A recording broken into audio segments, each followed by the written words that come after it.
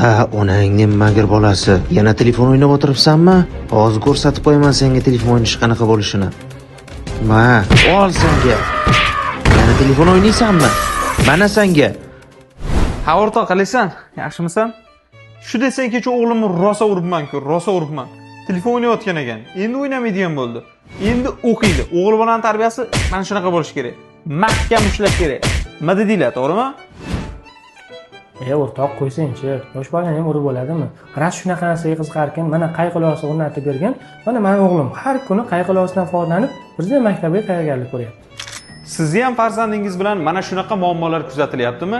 Unda e'tibor bermang. Telefoningizga qayiq ilovasini o'rnatib bering.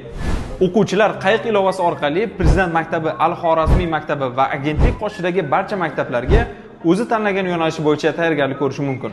Ilovada o'quvchi qaysi yo'nalishda tayyorgarlik ko'rayotgan bo'lsa, o'sha yo'nalish bo'yicha yil davomida o'qish kerak bo'lgan barcha mavzular bo'yicha savollar jamlangan. Masalan, birgina Prezident maktabi yo'nalishini o'zida 250 ta mavzudan jami 5000 dan ortiq eng yangi savollar jamlangan. Farzandingiz ilova orqali jonli olimpiadalarda ishtirok etib, respublika bo'yicha o'z tengdoshlari bilan bilimini solishtirib ko'rishi mumkin. 1000 marta eshitgandan 1 marta ko'rgan yaxshi. Qayiq ilovasini hoziroq Play Marketdan yuklab oling.